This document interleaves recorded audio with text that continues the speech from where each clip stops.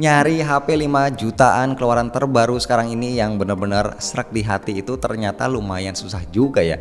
Gue curiga jangan-jangan HP 5 juta yang paling rekomen saat ini jatuh ke HP yang satu ini.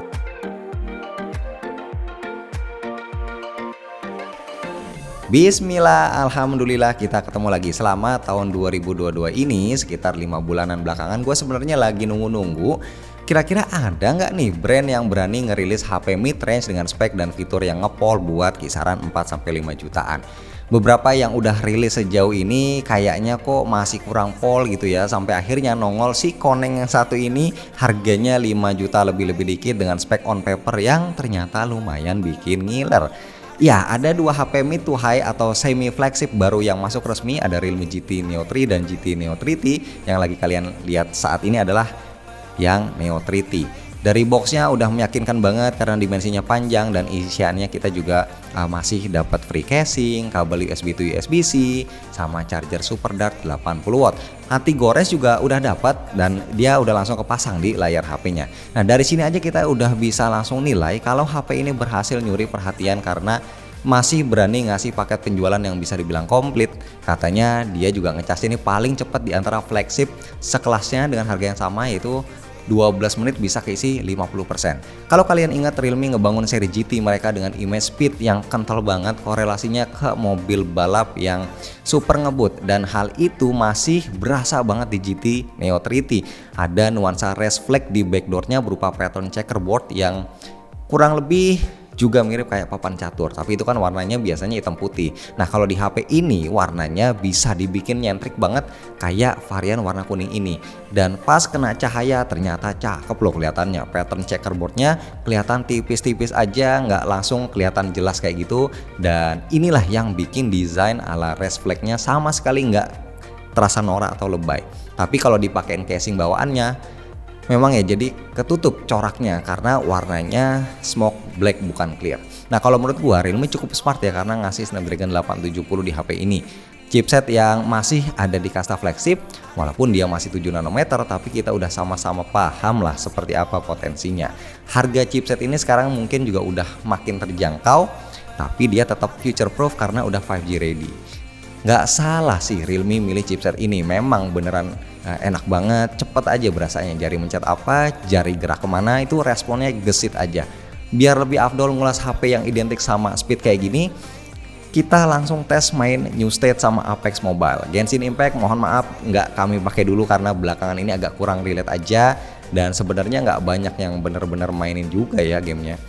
Main New State dia bisa pakai mode 90Hz, 10 menitan main itu dapat kisaran 80-an fps, masuk 15 menit main average-nya jadi kisaran 40-50-an fps. Kalau mau naikin grafis ke ultra juga masih bisa dengan kisaran 30-40 fps.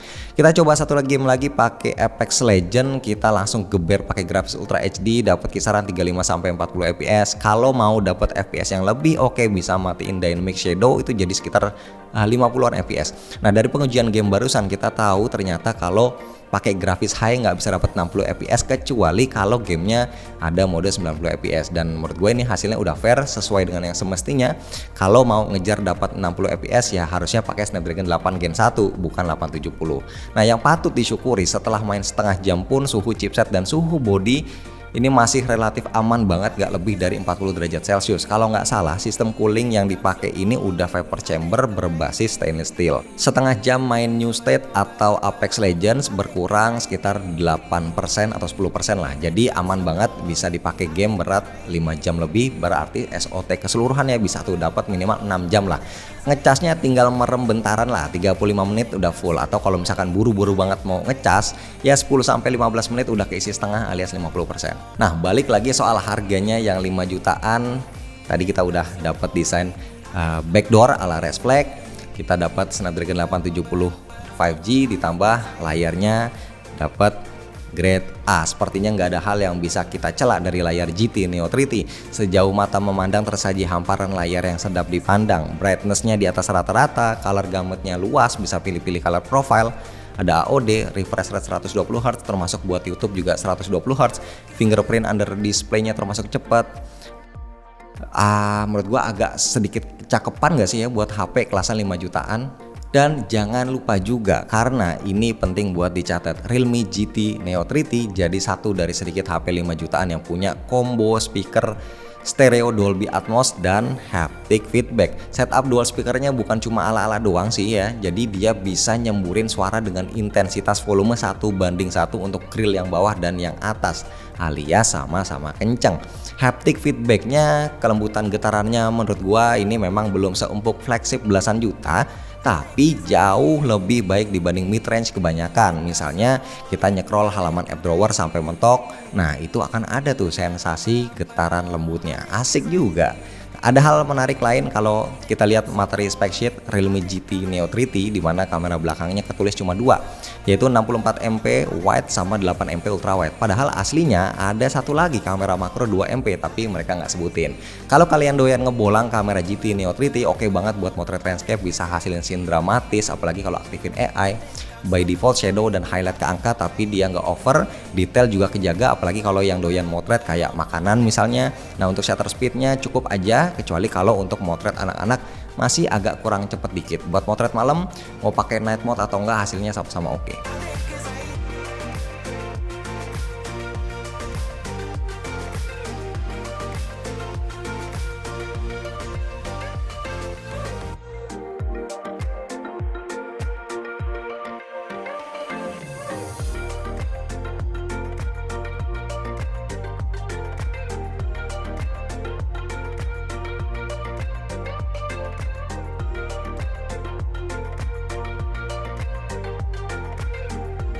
Dan buat rekam video, dia bisa up to 4K 60 fps di lensa utama. Realme nggak ngasih OIS, tapi ada ACE alias Ultra Stable khusus resolusi Full HD 60 fps. Tapi kalau kita perhatiin memang masih ada sedikit jitter hentakan kaki kalau rekam sambil jalan.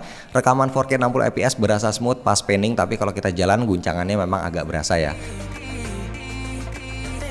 Lalu untuk autofocusnya ini cepet banget dan cukup smooth.